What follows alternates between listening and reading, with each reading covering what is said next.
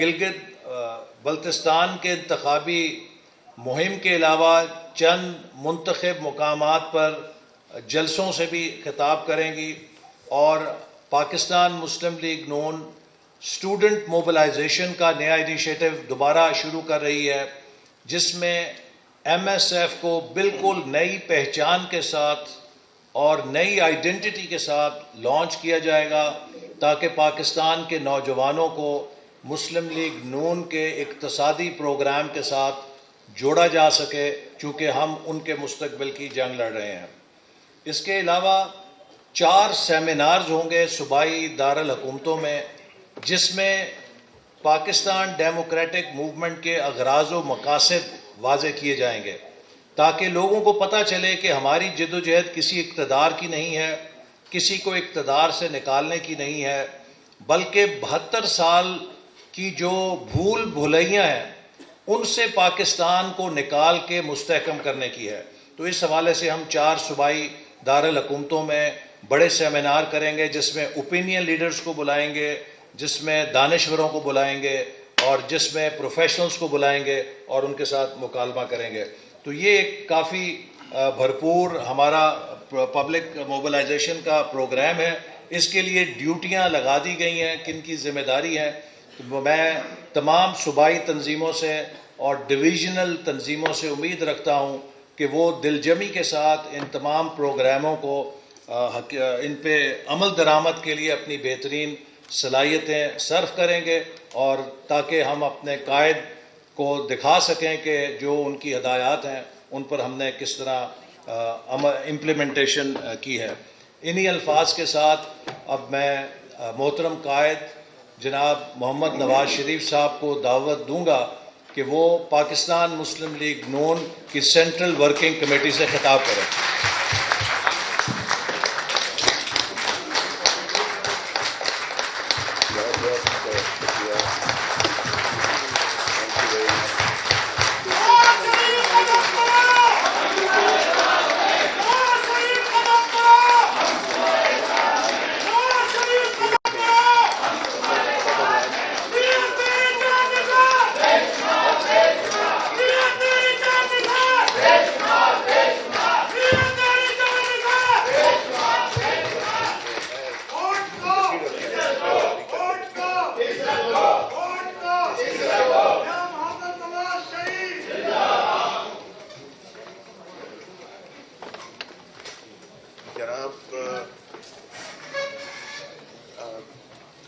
راجہ ظفر الحق صاحب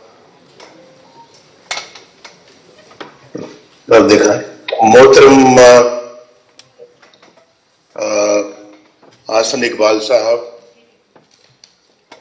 جناب شاہد خاقان عباسی صاحب،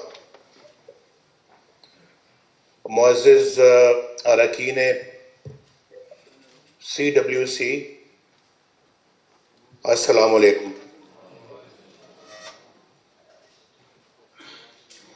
بہت خوشی ہو رہی ہے آپ کو سامنے دیکھ کر، بڑے عرصے کے بعد میں آپ سے مخاطب ہوا ہوں، اور کیا کیا وقت نہیں دیکھے ان 2.5 سالوں میں، کیا کیا مرحلے نہیں آئے،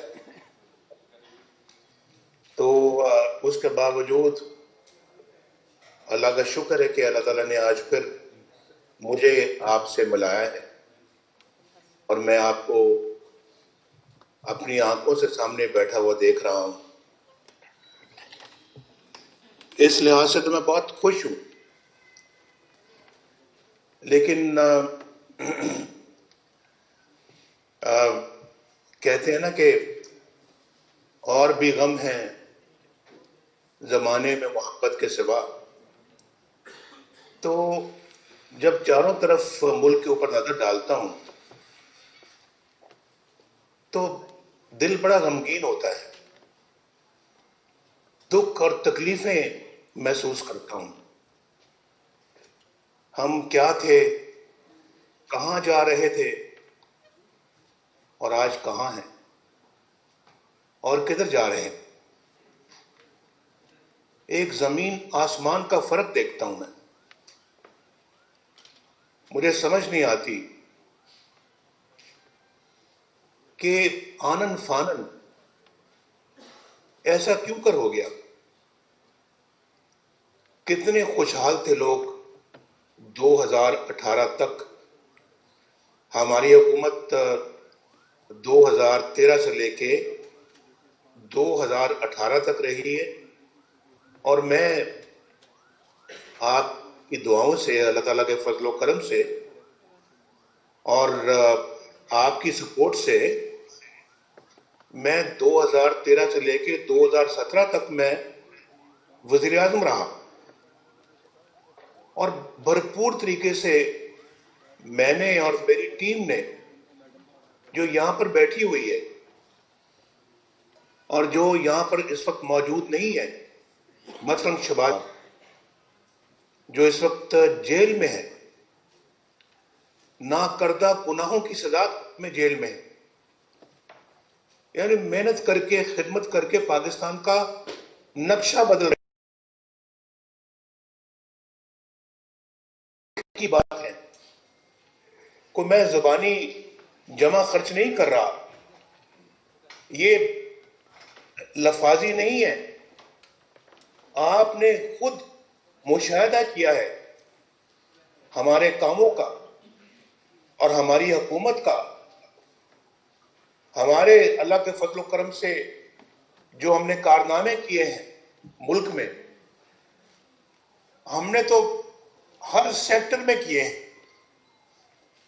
یہ اللہ کا خاص کرم ہے. اور مجھے بھی کئی دفعہ نہیں آتی کہ الحمدللہ ان 4 سالوں میں بھائی، 3-4 سالوں میں اتنے منصوبے اللہ نے ہم سے لگوا.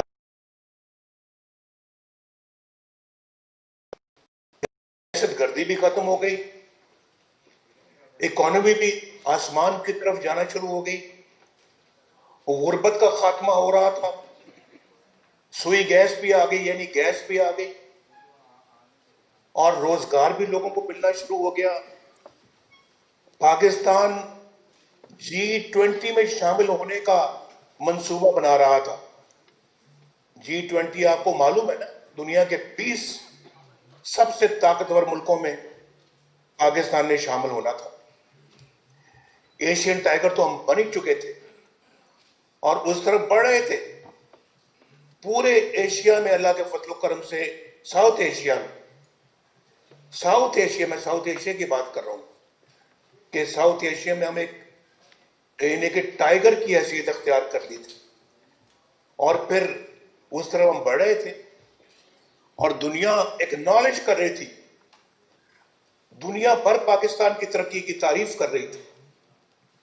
میں یہ اپنے منہ سے الفاظ نہیں کہہ رہا، آپ لوگ وٹنس ہیں، پوری قوم وٹنس ہے. اور پھر دنوں میں، ہفتوں میں، سالوں میں نہیں، جیسے یہ PRT پشاور کا منصوبہ جو پچھلے 6 سال سے ابھی تک پروان نہیں چڑھ سکا، اور آج بھی کہیں آگ لگ جاتی ہے، بسیں جل جاتی ہیں، چھتیں ٹوٹ جاتی ہیں، بلڈنگ ٹوٹ جاتی ہے، لفٹوں کو نقصان ہو جاتا ہے.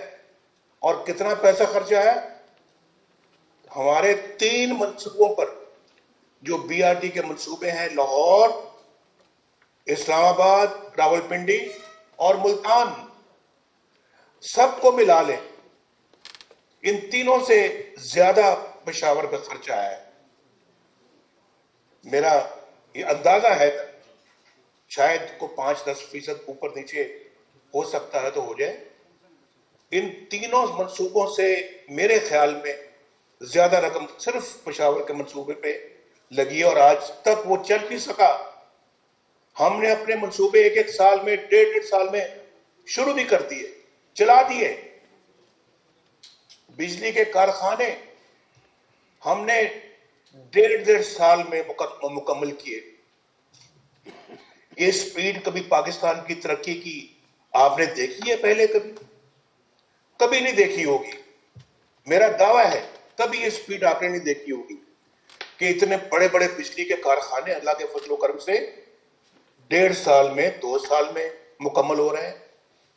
भाई ये जिन है जो बना रहे हैं, हम लोग बना रहे थे अल्लाह के फजल करम से। कौम की दुआएं हमारे साथ थी और हर सेक्टर में अल्लाह के फजल करम से इसी तरह से काम हो रहा था।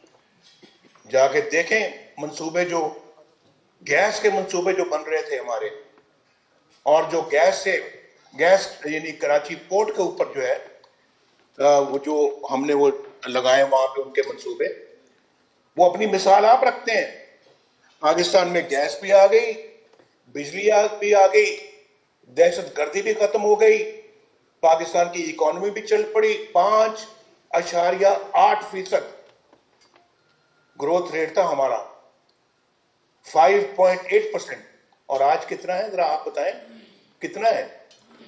आज माइनस है, माइनस सुना है 1.4 पे होने वाला है। अभी तो ये -0.4 की बात कर रहे हैं, लेकिन ये -1.4 पे जाएगा। ये जमीन आसमान का फर्क है, जमीन आसमान का।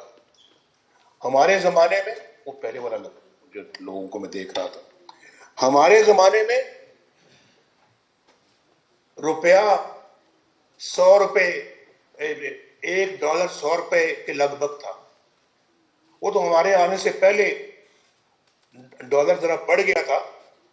अगर हम बरवक्त और जरा बरवक्त आ जाते, शायद ये 100 रुपए भी पे ना पहुंचता, हम और उसको कम कर देते। हमने किया भी था उसको कम। यहाँ पे डॉक्टर साहब भी बैठे हुए हैं, ये इस वक्त इजलास अटेंड कर रहे हैं। पूछे इनसे, रोज हमारी रुपए पे बात होती थी कि रुपया नहीं गिरना चाहिए। हमारी बहुत सारी मजबूरियां भी थी, मुश्किलात भी थी, लेकिन हमने रुपए को काबू में रखा। 4 साल काबू में रखा। रुपए से मुझे याद आता है कि जब मैंने कहा कि 4 साल काबू में रखा, हमने अजनास की, जरी अजनास की, रोजमर्रा की अशिया की कीमतों को भी 5 साल हमने कंट्रोल में रखा, बढ़ने नहीं दिया। जब हम आए थे 50 रुपए चीनी का रेट था फी किलो, हम 50 पे ही छोड़ के गए। पूछें इस सिलेक्टेड वजीर आजम को, इसने पिछले 2 सालों में 50 से 100 रुपया चीनी क्यों कर दी? कोई पूछो, आप नहीं बता सकते सवाल का जवाब, तो गरीबों से पूछो जिनके चूल्हे बंद हो गए। उन गरीबों से पूछो जो आज आटा नहीं खरीद सकते, जिनके घर के अंदर फाका कशी हो रही है, फाका कशी हो रही है, जिनके बच्चे स्कूलों में नहीं जा सकते, या वो रोटी खाएंगे या वो फिर स्कूल जाएंगे, या वो रोटी खाएंगे या बिजली का बिल देंगे जो बम पर बन के उनके सरों पर गिरता है, या वो सुई गैस का बिल देंगे। वो रोटी खाएंगे या अपने इलाज मुआवजे के लिए वो दवाइयां खरीदेंगे जो आज उनकी पहुंच से बाहर हो गई है। ये किसी ने इसका अंदाजा लगाया है? कभी सोचा है आपने कि उनकी जिंदगी कितनी अजेरन हो चुकी है और वो किस तरह से दिन रात गुजारते हैं इस मुल्क के अंदर जो हमने खुदा के नाम पे हमने हासिल किया था। ये रियासत मदीना की बात करते हैं, रियासत मदीना ऐसी होती है?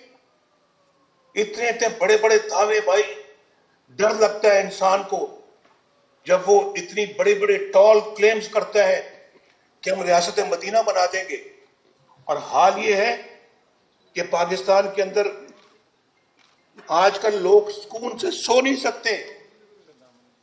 जो कुछ लॉ एंड ऑर्डर का हाल है, आज आपने फिर देख लिया होगा, सुन लिया होगा कि आज एक पाकिस्तान की बेटी के साथ मुल्तान में क्या सलूक किया गया है। चंद दिन पहले ये मोटरवे पे क्या सलूक किया गया था। और फिर ये मुजरिम दंदनाते फिरते हैं। मजाल थी इन मुजरिमों की कि हमारे जमाने में कुछ सर भी उठा जाए। मजाल थी इन क्रिमिनल्स की कि ये कोई दंदनाते फिरे। अल्लाह के फजलो करम से हमने हर चीज को कंट्रोल रख किया था। अवाम की दिलो जान के साथ खिदमत कर रहे थे। और मैंने आपको बताया है یار بند کریں اس کو. اور میں نے آپ کو بتایا ہے کہ اللہ کے فضل و کرم سے ہم نے اتنے بڑے بڑے مسئلے حل کیے. بھائی یہ صرف اکانومی میں نہیں, اقتصادی فیلڈ میں نہیں.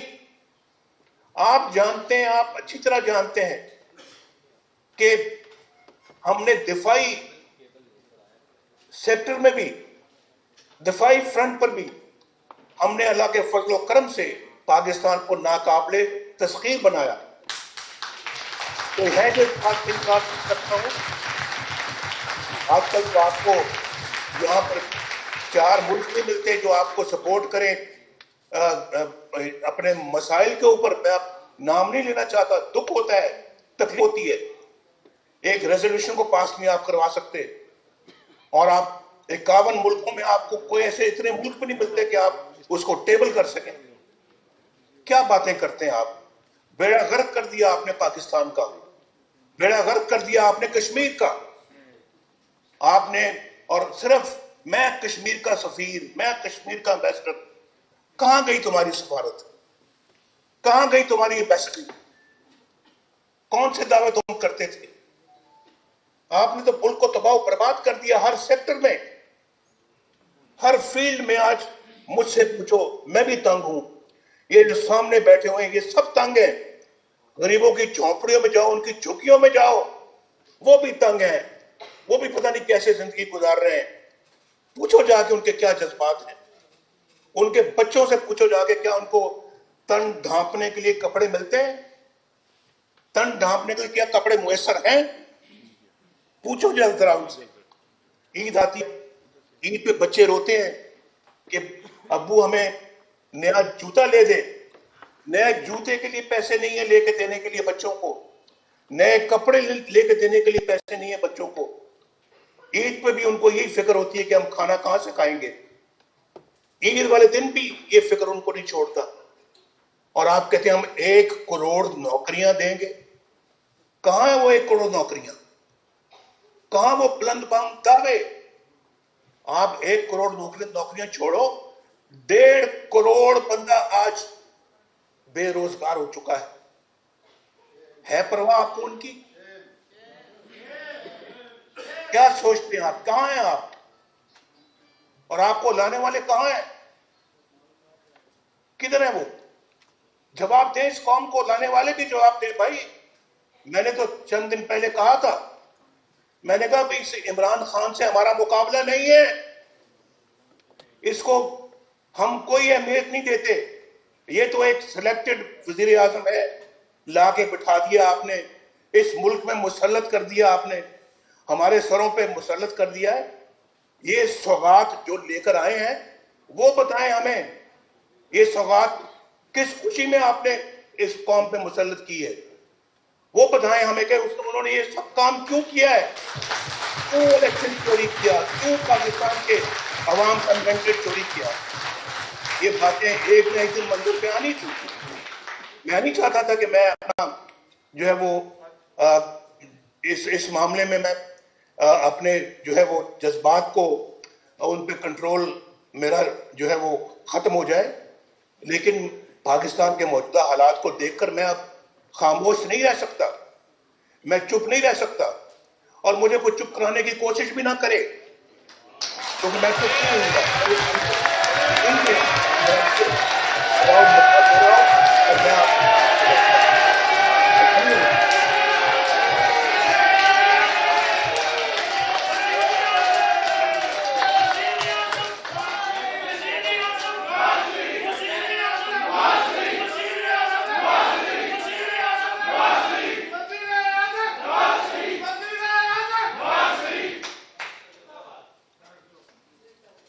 یہ سب سے پہلے نعرہ لگا رہے ہیں آپ, نعرہ آپ لگائیں بالکل بڑے شوق سے, لیکن ذرا نعرہ لگانے سے پہلے کیا میں آپ سے پوچھ سکتا ہوں, اور جواب مجھے دینا پورے خلوص کے ساتھ اور دیانتداری کے ساتھ.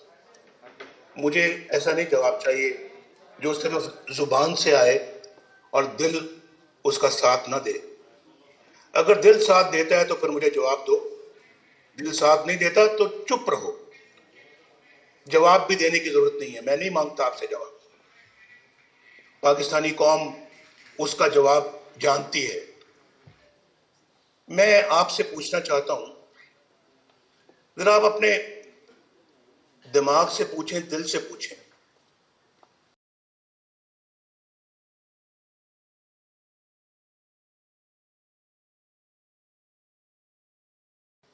اور ہم سب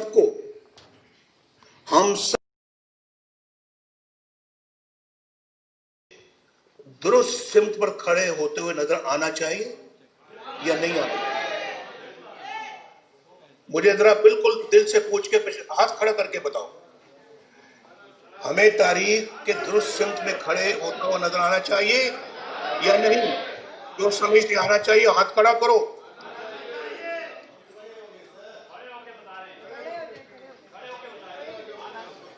بس کھڑے ہونے کی ضرورت نہیں ہے، ہاتھ کھڑا کر دیا کافی ہے، آپ کا بہت شکریہ۔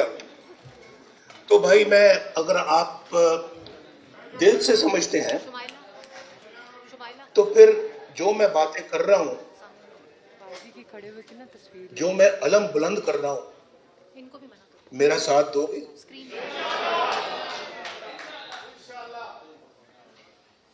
اس سوال کا جواب بھی دل سے پوچھ کے بتاؤ، میرا ساتھ دو گے؟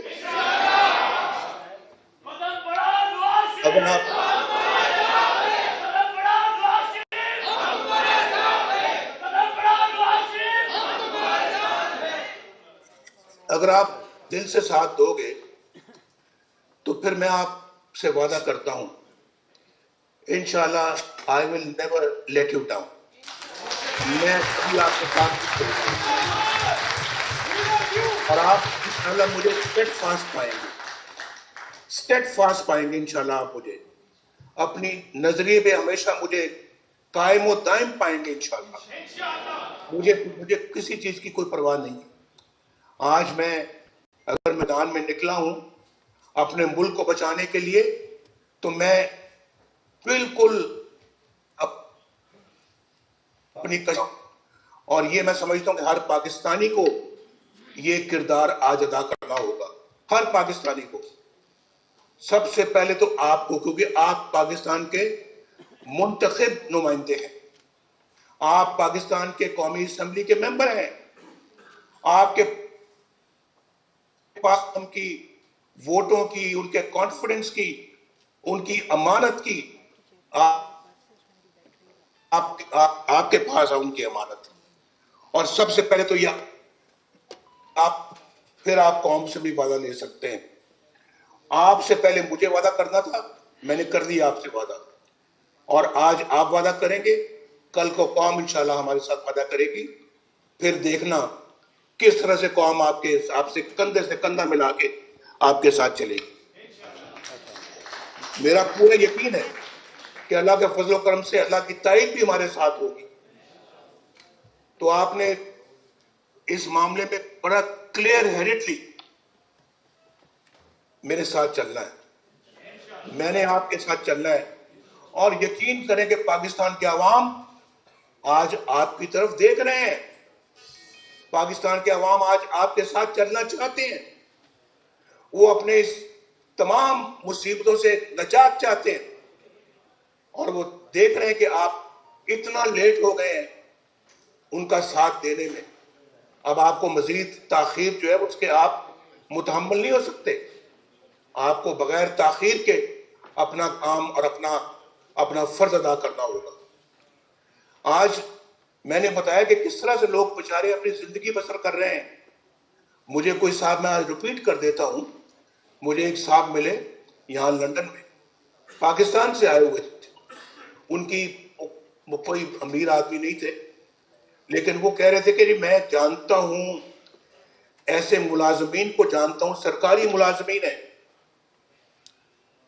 دیانتدار ہیں، اپنے بچوں کو پالتے ہیں، اسکول بھجواتے ہیں، بجلی کا بل دیتے ہیں، آنسوؤں سے جب بجلی کا بل آتا ہے تو ان کے آنسو نکلتے ہیں، اور اس کے بعد وہ سمجھ نہیں آتی کہ کدھر جائیں اور روتے ہیں۔ اس کے بعد بجلی کا بل جب دے دیتے ہیں تو بچوں کی اسکول کی فیس کا سوچتے ہیں کہ یہ کہاں سے دیں گے، फीस दे दें, बच्चों को पढ़वाएं या फिर रोटी खाएं। वो कहते हैं दोनों में से उनको समझ नहीं आती कि हम किस चीज का इंतखाब करें। हमारे जमाने में तो ये हाल नहीं था, आज ये हालात पैदा हो चुके हैं। ये तो मैं वो कहने लगे कि उसके बाद फिर अगर वो रोटी खाते हैं तो उनके पास सालन के पैसे नहीं होते, वो पानी से रोटी गीली करके भी कई दफा आपको खानी पड़ती है, पानी से। ये तो उन लोगों का वो हाल बता रहे थे जिनके पास छोटा मोटा रोजगार है, जो बेचारे अभी भी तनख्वाह लेते हैं, घर का किराया भी देना पड़ता है और फिर बच्चों के लिए दूध का इंतजाम भी करना पड़ता है।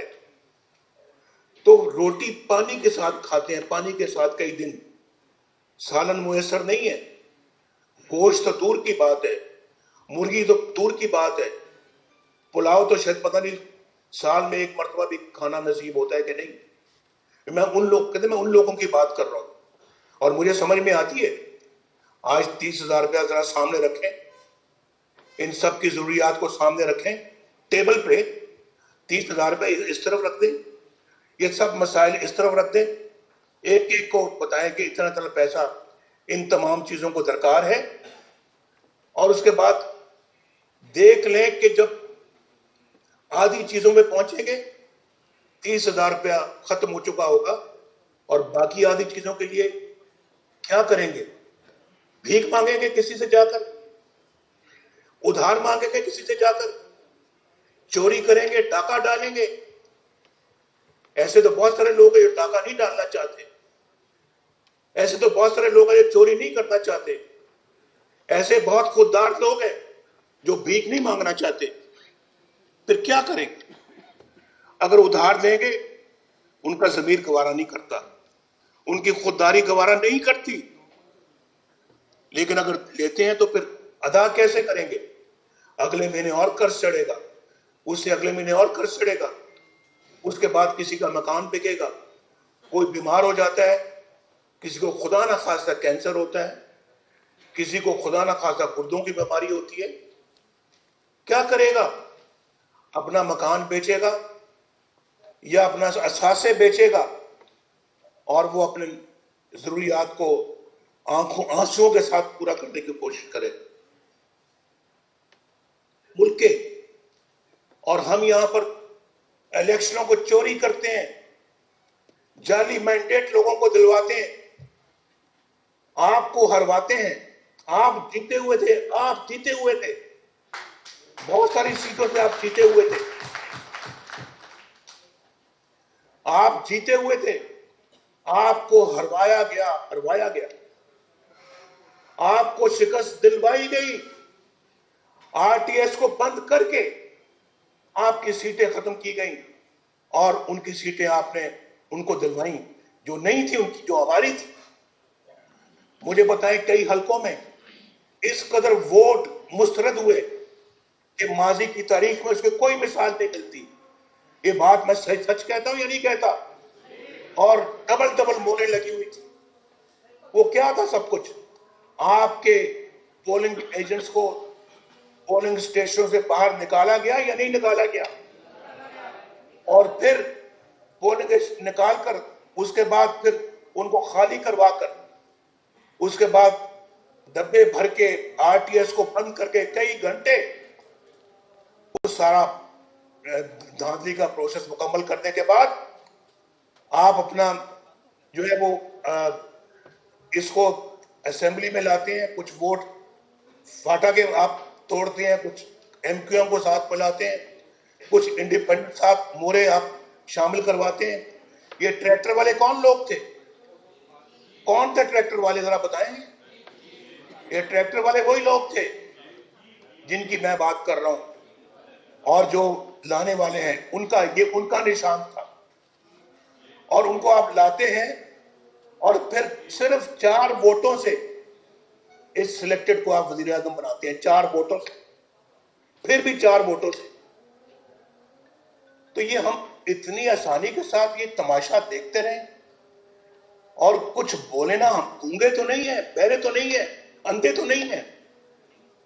یا تو ہم اندھے ہیں تو پھر ٹھیک ہے, یا ہم بہرے ہیں تو پھر ٹھیک ہے, یا گونگے ہیں تو پھر ٹھیک ہے.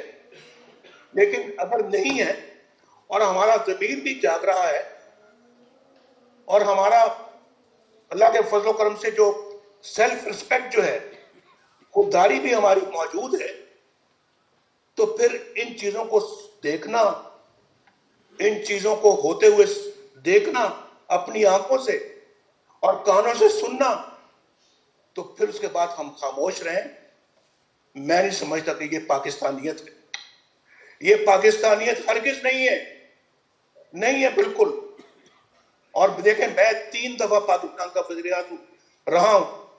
آج لندن سے بیٹھ کے میں آپ سے بات کر رہا ہوں, لندن سے بیٹھ کے بات کر رہا ہوں. 3 دفعہ ملک کا وزیر اعظم لندن سے بیٹھ کے بات کرتا ہے. اور کل آپ نے دیکھا کہ وہاں کورٹ نے میرے خلاف کیا فرمائے ہیں, کیا کمنٹس دیے ہیں. اب کس طرح سے بندہ جو ہے وہ یہ ایک کہے کہ جناب ہمیں انصاف ملے گا. کیا انصاف ملے گا؟ اور پہلے کیا انصاف ملا ہے؟ محمد بشیر کی عدالت سے وہ کرنل کیا کر رہا تھا بات وہاں پہ؟ وہ کرنل صاحب جو وہاں پہ محمد بشیر کی عدالت میں گئے, انہوں نے کیا جا کے وہاں پہ بات کی؟ محمد بشیر, ان کا کیا کام تھا وہاں جانے کا؟ اور اس کے بعد پھر جو دوسری عدالت جو ہے ارشد ملک کی, کیا کہہ گئے ارشد ملک صاحب؟ آپ بتائیں, ان کو فارغ کر دیا, وہ تو چلے گئے گھر. فیصلہ ابھی تک موجود ہے, فیصلہ معطل نہیں ہوا. فیصلہ وہ ڈسمس ہو گئے, فیصلہ ڈسمس نہیں ہوا. یہ ہے انصاف. اور اس انصاف کی آپ نے پرسوں جو ہے نا ایک اور جھلک دیکھی ہے, جب شہباز شریف صاحب کو پکڑ کے سیدھا جیل میں لے گئے. ابھی تک ان کو سننا بھی گوارا نہیں کیا کہ وہ کیا کہتے ہیں اپنے ڈیفنس میں, اپنی دفاع میں, اپنے حق میں وہ کیا بات کرتے ہیں, وہ بھی سننا گوارا نہیں کیا. اور دوسری طرف بھی آپ کو معلوم ہے نا, جنرل باجوہ جو عاصم باجوہ کروڑوں کے ایسٹس اور اثاثے امریکہ میں بنائے پچھلے 15-20 سالوں میں, اربوں کے اثاثے بنائے ہیں وہاں پہ امریکہ میں. اور بچے جناب کہتے ہیں وہ ان کی الگ داستان ہے. اور اس کے بعد جب ساری بات کھل کے آتی ہے تو پتہ نہیں وہ بھی بائی میوچل انڈرسٹینڈنگ ہوگا. استعفیٰ دینے جاتے ہیں, عمران صاحب کہتے ہیں کہ نہیں آپ تو بہت ایماندار ہیں, آپ نے کہاں کوئی گڑبڑ کی ہوگی, ہم سب آپ کے وٹنس ہیں بھائی, ہم سب آپ کے گواہ ہیں, آپ نے تو کوئی گڑبڑ نہیں کی, یہ لیں واپس لیں اپنا استعفیٰ لے جائیں. یہ معیار ہے یہاں پر ایمانداری کا اور بے ایمانی کا پاکستان کے اندر. یہ سب لوگ جو ہے یہ جو جدی پشتی جو یہاں پہ جو اپنے لوگ جن کے پاس اللہ تعالیٰ نے اچھے ذرائع دے رکھے ہیں, وہ سب کے سب بے ایمان ہیں, کیونکہ ان کا تعلق جو ہے نا وہ پارلیمنٹ سے ہے, وہ سیاسی پارٹی سے ہے. اور یہ لوگ یہ جو اپنا جنہوں نے اثاثے اربوں کے وہاں باہر بنائے ہیں, یہ بنانے کے باوجود ایماندار ہیں. یار یہ معیار تو نہیں چلے گا یہاں پر. اور پھر آپ یہ توقع کریں کہ یہ معیار یہ ہو اور پھر نواز شریف خاموش رہے. نواز شریف اس مٹی کا نہیں بنا ہوا کہ جو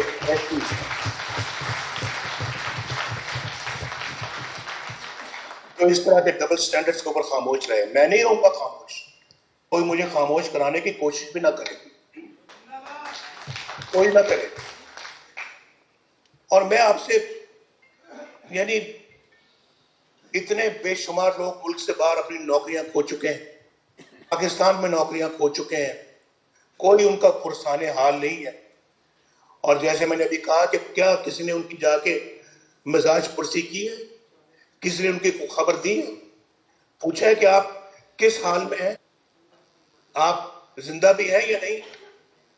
تو بھائی انہوں نے یہ سب، میں نے آپ کو بھی روزگار کی باتیں بتائی، پاکستان کے عوام کی مشکلات کی باتیں بتائی ہیں، لیکن میں یہ سمجھتا ہوں کہ ان سب مشکلات کی ذمہ داری جو ہے وہ عمران خان پر تو عائد ہوتی ہے، لیکن بھائی میں بار بار کہتا ہوں، آپ بھی مجھ سے بہتر جانتے ہیں بہت سارے، اور آپ اس بات پہ آ جائیں اب آپ بھی، کہ اس کے اصل ذمہ دار جو ہیں وہ ہیں جو عمران خان ان کو لائے ہیں۔ آج اس سب چیزوں کا حساب ان کو دینا ہوگا۔ اگر کوئی غریب بھوک سے مرتا ہے، لانے والے بتائیں یہ کیسے ہوا۔ اگر کسی کی عزت لٹتی ہے کسی اپنا موٹر وے کے نیچے یا ملتان میں، یہ بتائیں ہمیں لانے والے۔ اس کا اگر آپ ذمہ دار نہیں تو کون ذمہ دار ہے؟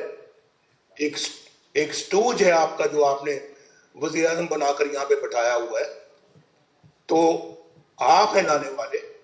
اصل لوگ جنہوں نے الیکشن جیتا تو ان کو ہروانے والے آپ ہیں۔ آپ اس کا جواب دیں، آپ بتائیں لوگوں کو روٹی نہیں ملتی، آٹا مہنگا ہو گیا ہے، آپ ذمہ دار ہیں۔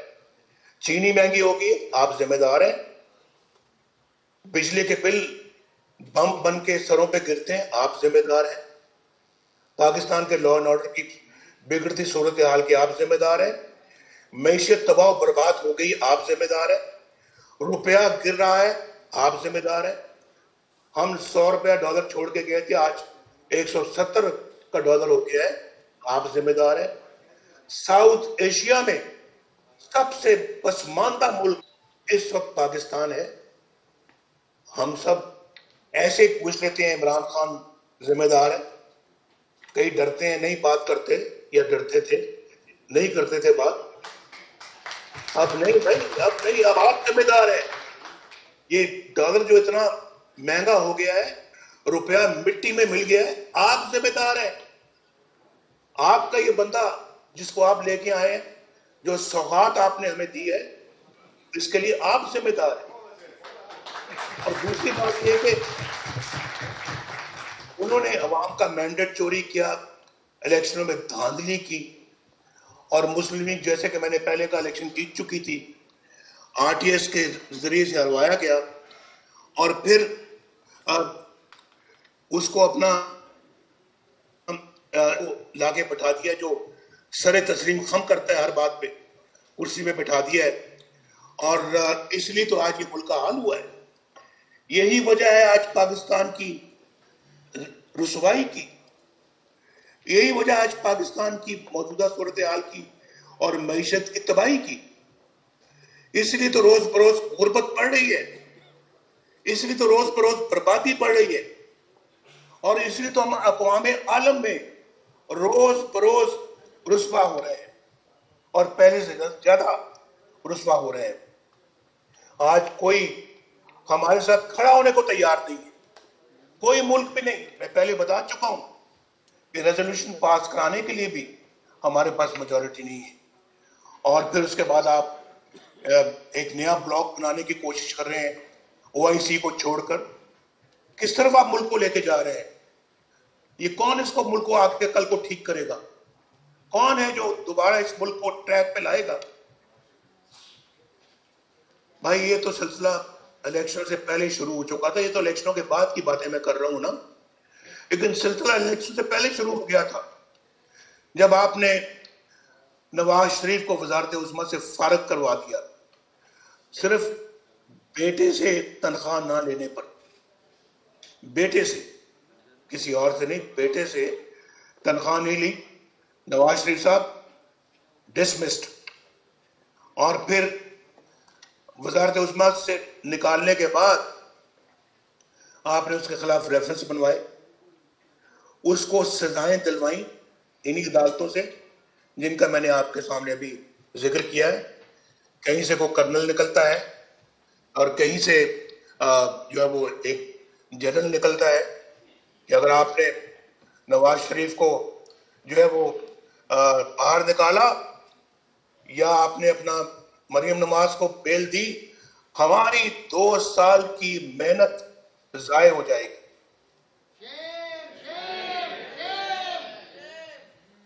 یہ ہے وہ 2 سال کی محنت جو ضائع ہونے کا خدشہ تھا ان کو. یہی وہ 2 سال کی محنت تھی نا کہ آئی ایس آئی کے جنرل فیض حمید ان کو ملنے گئے کہ آپ نے نواز شریف کو ضمانت نہیں دینی، نہ اس کی بیٹی کو. اور جب وہ نہیں مانے تو ان کے چیف جسٹس کے پاس چلے گئے اور ان پر دباؤ ڈالا. اور پھر مریم اور نواز شریف کے جو بینچ ہے اس میں شوکت صدیقی کو مت رکھا جائے. پھر آپ کہتے ہو ہم سیاست میں انٹرفیئر نہیں کرتے، ہم مداخلت نہیں کرتے، ہم دوسرے اداروں میں مداخلت نہیں کرتے. پھر یہ اس کو کیا کہتے ہیں؟ اس کو مداخلت کی جگہ کوئی اور نام دیں گے. اور جنرل صاحب کون ہے؟ General Faiz Hamid I S I کے ڈائریکٹر جنرل ہیں. اور کن کی انسٹرکشن پہ کام کرتے ہیں؟ وہ از خود کرتے ہیں یا کسی سے انسٹرکشن کے آرڈرز لیتے ہیں؟ اور پھر جب میں چلے مانتا ہوں کہ انہوں نے اپنے آپ کیا ہوگا، تو پھر مولانا غفور حیدری صاحب نے جو یہ بات کہی ہے کہ ہمیں جنرل قمر جاوید باجوہ نے کہا، چیف آف آرمی اسٹاف نے، کہ ہمیں نواز شریف کو سارٹ آؤٹ کر لینے دو اور جو ہم کر رہے ہیں اس کے خلاف آپ اس میں دخل مت دیں. دھرنا آپ جو کر رہے ہیں اس کو نواز شریف کو سارٹ آؤٹ کرنے میں، وہ آپ ہمیں اس میں کرنے دیں، اس میں دخل نہ دیں. اور یہ اس کا مطلب پھر یہ کہاں سے بات چلتی ہے؟ کدھر سے چلتی ہے یہ بات؟ یہ سب بھائی اب میں آپ کو بتانا یہ چاہ رہا ہوں کہ یہ ہے وہ جو 2 سال محنت ہوتی رہی ہے، جس کے بارے میں فیض حمید صاحب کہتے ہیں کہ ہماری 2 سال کی محنت ضائع ہو جائے گی اگر آپ نے نواز شریف کو اور مریم کو باہر آنے دیا. پھر ہم اگر یہ کہتے ہیں کہ الیکشن میں دھاندلی نہیں ہوئی تو ہم سے بڑا کر بیوقوف کون ہو سکتا ہے؟ الیکشن میں دھاندلی پھر ہوئی، اس کا نتیجہ سامنے آیا، اور آپ نے ایک سلیکٹڈ وزیر اعظم کو بٹھایا. اس لیے تو آج ملک کا یہ حال ہو گیا ہے. اس لیے تو ہم لوگ بھی اب تنگ آمد بجنگ آمد، ہم تو اپنے ملک کے ساتھ یہ کھیل تماشا مزید برداشت کرنے کے لیے تیار نہیں ہے. یہ ہمارا سٹیٹمنٹ آپ لکھ لیں کہیں، ہم بھی خوددار لوگ ہیں، ہمارا بھی ضمیر ہے.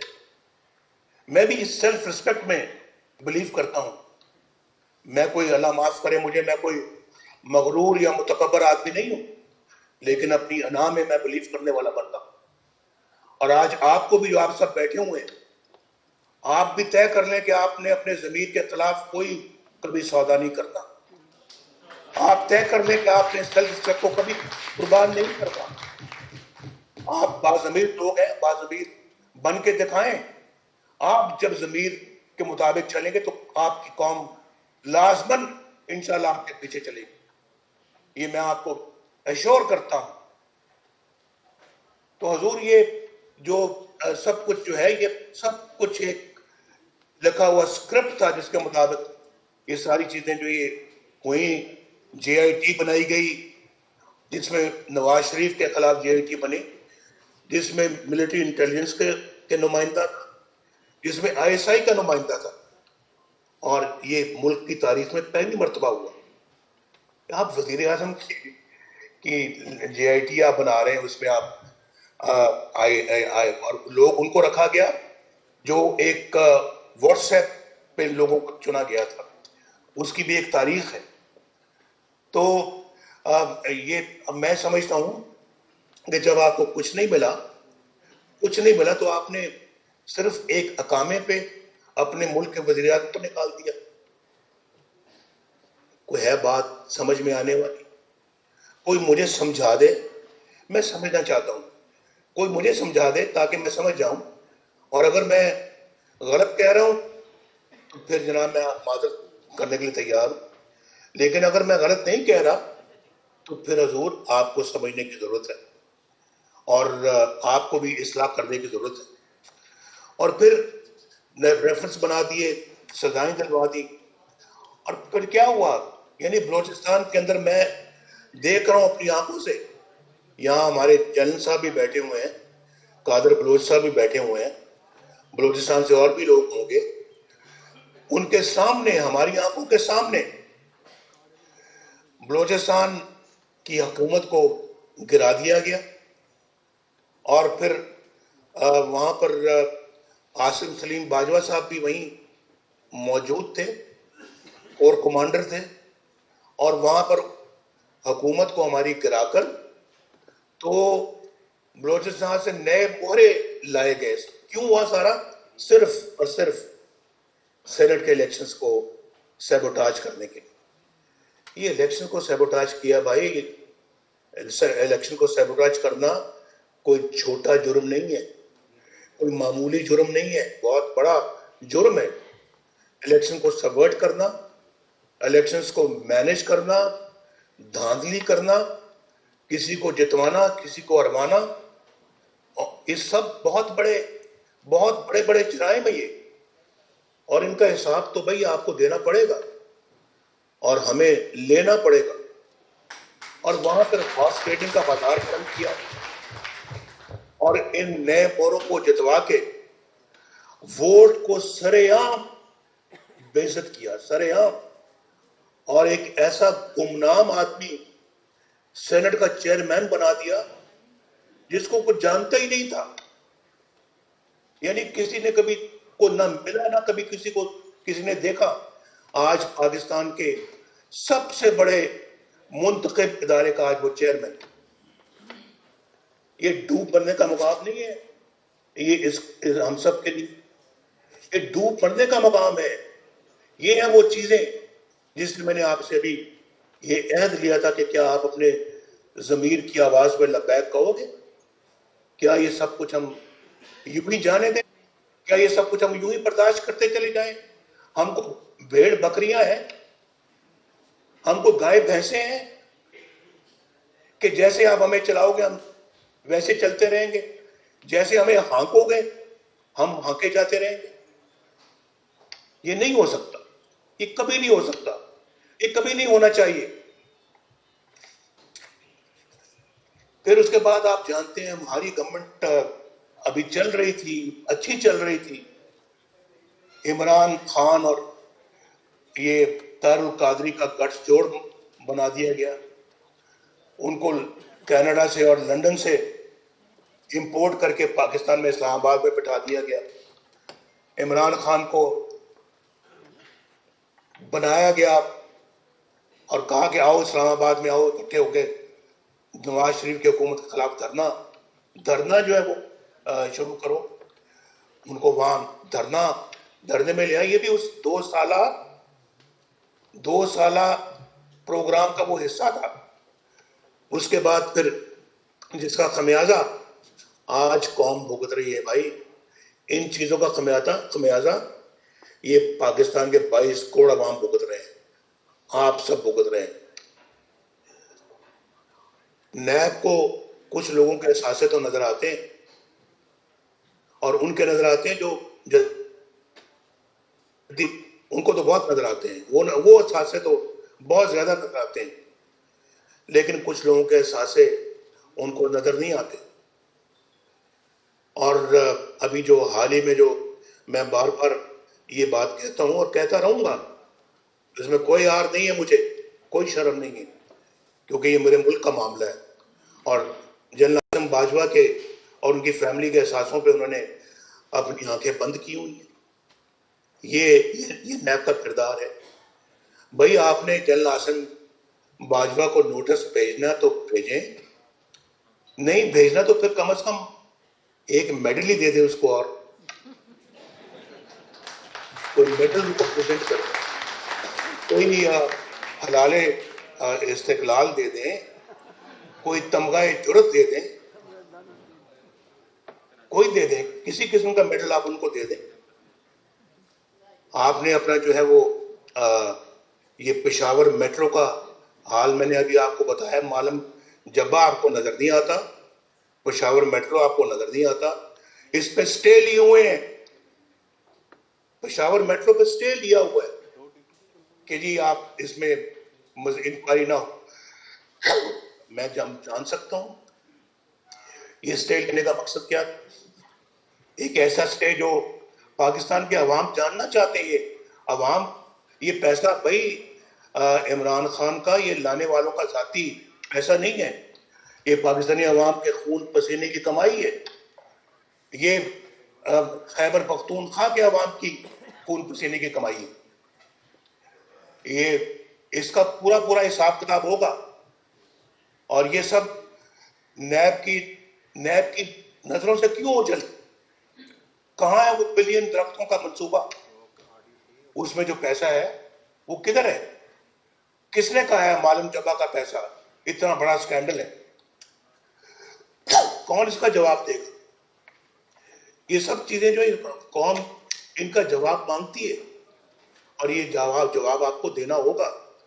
میں کل بھی میں نے کہا ہے کہ میں اپنا دوسری میں آپ کو یہ بھی بتانا چاہتا ہوں کہ یہ کون بتائے گا ہمیں فورن فنڈنگ کیس جو ہے, فورن فنڈنگ کیس جو ہے وہ اتنے سالوں سے کیوں دبا ہوا ہے؟ کیوں نہیں وہ سامنے آتا؟ اور کیوں نہیں اپنا جو ہے وہ اس کا کوئی حساب کتاب قوم کے سامنے آتا؟ کیوں اس کے خلاف بھی اسٹے آرڈر وغیرہ لیتے رہے اور دے رہے ہیں؟ اور کیونکہ اس میں سب گڑبڑ, کرپشن ہے, پیسہ کھایا ہے, پیسہ بنایا ہے. اور لیکن مجھے سمجھ نہیں آتی اس کو کون روک رہا ہے کہ وہ فیصلہ جو اس کا سنایا جائے اور فیصلہ قوم کے سامنے لایا جائے. میں جاننا چاہتا ہوں علیمہ خان کو تو آئے, اور آپ نے کہاں سے جائیدادیں بنائی؟ علیمہ خان صاحبہ کو آپ کو بتانا چاہیے, نیب کو, کہ جی ہم نے علیمہ صاحبہ کو ابھی تک کیوں نہیں نوٹس بھیجا؟ کیا وجہ ہے؟ یہ قوم جاننا چاہتی ہے, پوری اپوزیشن جاننا چاہتی ہے. پھر آپ نے تو زندگی میں عمران خان صاحب کبھی کوئی کاروبار نہیں کیا, آپ نے تو کبھی کوئی کاروبار نہیں کیا, کبھی آپ نے کوئی کمائی نہیں کی. یہ بنی گالا کی ریاست کہاں سے بنی؟ اس کے لیے پیسہ کدھر سے آیا؟ یہ آپ کو جوابات دینے ہوں گے. اگر آپ کو وہ ثاقب نثار صاحب چھوڑ گئے ہیں, اس کا یہ مطلب نہیں کہ قوم بھی چھوڑ دے گی آپ کو. ہم نہیں چھوڑیں گے آپ کو. اور اس کے لیے پیسے کہاں پہ آئے؟ زمان پارک کے گھر کو دوبارہ تعمیر کیے, اس کی کدھر سے آئے؟ ٹیکس تو آپ سنا ہے کہ مشکل سے 1,00,000 2 لاکھ روپے دیتے ہیں, تو کروڑوں روپے کس طرح سے آپ نے اپنے زمان پارک کے گھر پہ لگا دیے؟ کس طرح سے کروڑوں اربوں کی جائیداد بنی گالا میں آپ نے بنا دی ہے کہ آپ نے کہ میری بیوی نے مجھے فلاں پیسے بھیجے, میں نے ادھر سے ادھر بھیجے, اس نے ادھر سے ادھر بھیجے. یہ کیا چکر دے رہے ہیں آپ؟ یہ کوئی نہیں مانتا, کوئی نہیں مانتا. آپ ان سب چیزوں کے بعد ٹھہرے صادق اور امین, اور ہم جو 1937 سے ہمارے بڑے ماشاءاللہ پاکستان کے اندر خون پسینے کی کمائی کرتے رہے ہیں, اپنے ہاتھوں سے کام کرتے رہے, ہم جو ہے وہ سب سے بڑے چور ٹھہرے. یہ نہیں چلے گا بھائی, اس کو کوئی تسلیم نہیں کرے گا, کوئی تسلیم نہیں کرے گا. میں یہ بالکل بتا دینا چاہتا ہوں کہ میں بھائی بہت اس معاملے میں سمجھتا ہوں کہ حق بات کرنی چاہیے. اور میں نے پاکستان کے افواج پاکستان کی الحمدللہ بڑی خدمت کی ہے, اور اگر اللہ دوبارہ موقع دے گا تو یہ خدمت کا جذبہ میرے سینے میں موجود ہے. میں خدمت کرتا رہوں گا, اور آئندہ بھی انشاءاللہ کروں گا. ہماری پارٹی بھی بالکل اس جذبے سے سرشار ہے, خدمت کرے گی. میں اس نوجوان لیفٹیننٹ ناصر کو خراج تحسین پیش کرتا ہوں جو شہید ہوا ہے وزیرستان میں, جس کی والدہ نے اپنے ہاتھوں سے کام کر کے اپنے بیٹے کو پالا تھا. میں اس ماں کو پیش کرتا ہوں, لیکن میں اس فوجی کو سلام پیش نہیں کرتا جو وزیر اعظم ہاؤس کی دیواروں کو پھلانگ کر, اس کے گیٹ کو پھلانگ کر داخل ہو کے اپنے ملک کے وزیر اعظم کو گرفتار کر. میں اس کو سلام نہیں کرتا, ہرگز نہیں کروں گا. اور میں اس کو بھی سلام نہیں کرتا کہ ملک کی دولت لوٹ کر امریکہ میں جا کے جائیدادیں بنائے. میں اس کو بھی سلام نہیں کرتا جو عوام کا مینڈیٹ چوری کرے. کبھی نہیں کروں گا. اور میرے دل میں ان کے لیے کوئی عزت نہیں ہے. میرے دل میں ان لوگوں کے لیے عزت ہے جو حق حلال کی کمائی کھاتے ہیں, جا کے 24 گھنٹے ڈیوٹی دیتے ہیں بارڈرز پہ, پاکستان کی رکھوالی کرتے ہیں, آئین کا احترام کرتے ہیں, اور اس کے بعد اپنے قانون کا احترام کرتے ہیں. میری جان بھی ان کے لیے حاضر ہے. میری دل کے گہرائیوں سے ان کے دور اپنی قوت کا احترام کرتے ہیں, قوت جو حلف لیتے ہیں. سن لیں ذرا, یہ 4 لائنیں ہیں. جب مسلح افواج میں وہ بھرتی ہوتے ہیں یا کمیشن لیتے ہیں, وہ کہتے ہیں میں صدق کے دل سے حلف اٹھاتا ہوں کہ میں خلوص نیت سے پاکستان کا حامی اور وفادار رہوں گا, اور اسلامی جمہوریہ پاکستان کے دستور کی حمایت کروں گا جو عوام کی خواہشات کا مظہر ہے, اور یہ کہ میں اپنے آپ کو کسی بھی قسم کی سیاسی سرگرمیوں میں مشغول نہیں کروں گا. کیا میں اپنے آپ کو کسی بھی قسم کی سیاسی سرگرمیوں میں مشغول نہیں کروں گا, اور یہ کہ میں مقتضیات قانون کے مطابق اور اس کے تحت پاکستان کی فوج بری, بحری یا فضائی, میں پاکستان کی خدمت ایمانداری اور وفاداری کے ساتھ انجام دوں گا. جو اس کی پاسداری کرتا ہے میں اس کو سلوٹ کرتا ہوں. جو آئین کی پاسداری کرتا ہے میں اس کو سلوٹ کرتا ہوں. جو قانون کی پاسداری کرتا ہے میں اس کو سلوٹ کرتا ہوں. لیکن جو اس کی نہیں کرتا, جو آئین توڑتا ہے, جو قانون توڑتا ہے, وہ آئین کے ساتھ غداری کرتا ہے, وہ پاکستان کے ساتھ غداری کرتا ہے. کبھی اس کے ساتھ جو ہے وہ ہاتھ نہیں ملاؤں. بالکل مشرف کے ساتھ بھی یہی میرا تنازع تھا. تنازع کیا, یہی اپنا میرا اختلاف تھا, اور آج بھی میرا یہی اختلاف ہے ان لوگوں سے جنہوں نے پاکستان کے مینڈیٹ کو چوری کیا ہے. یہ نہیں تسلیم کریں گے آپ. بھائی میں اپنی بات بہت لمبی کر چکا ہوں. آپ کو قوم دیکھ رہی ہے, قوم مجھے بھی دیکھ رہی ہے, ہماری باتیں سن رہی ہے. میری باتیں حرف بحرف قوم نے سنی ہے. 10 تاریخ کو, پہلی 30 تاریخ کو جو ہماری میٹنگ ہوئی تھی, 20 تاریخ کو اے پی سی کی, اس کی بھی قوم نے ساری گفتگو سنی. آج بھی سن رہی ہے, آپ بھی سن رہے ہیں. دیکھنا کہ جو حلف آج آپ نے مجھ سے لیا, میں نے آپ سے لیا ہے, اس میں کوئی گڑبڑ نہیں ہونی چاہیے اور اس کی کوئی خلاف ورزی نہیں ہونی چاہیے, ورنہ پھر قوم نہ آپ کو نہ مجھے معاف کرے گی. اللہ تعالیٰ آپ کے حامی ناصر ہو. میں ابھی آپ کے ساتھ ہی ہوں, کہیں نہیں جا رہا. انشاءاللہ میں آپ کی کارروائی سنوں گا اور دیکھوں گا. پاکستان, میرے ساتھ نعرہ لگائے, پاکستان.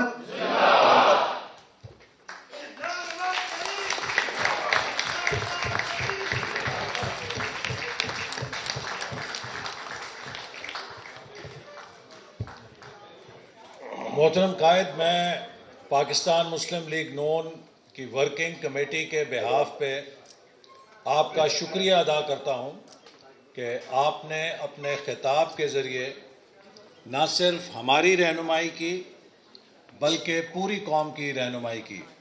اور میں آپ کو سینٹرل ورکنگ کمیٹی کے بہاف پہ یہ بھی یقین دلانا چاہتا ہوں کہ تعالیٰ مسلم لیگ نون کا ہر ورکر آپ کی کال پر لبیک کہے گا اور اس حلف کی پاسداری کرے گا جو آج سینٹرل ورکنگ کمیٹی میں موجود اراکین نے اٹھایا ہے، چونکہ یہ تمام اراکین بھی مسلم لیگ نون کی گوادر سے لے کے گلگت تک پھیلی ہوئی شاخوں کے نمائندہ ہیں۔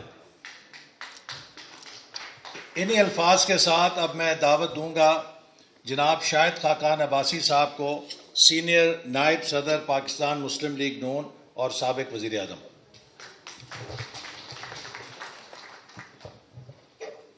بسم اللہ الرحمن الرحیم۔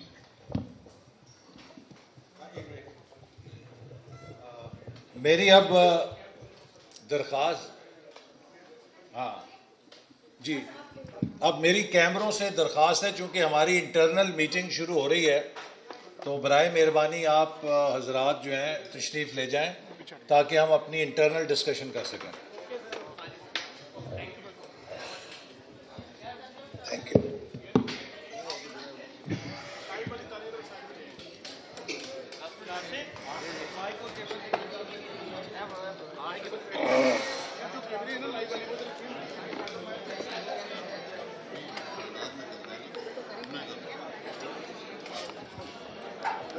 انیف کو کہنا کلیئرلی لکھتے، کلیئر لیا کیا انیف یہ تو لکھ سامنے کا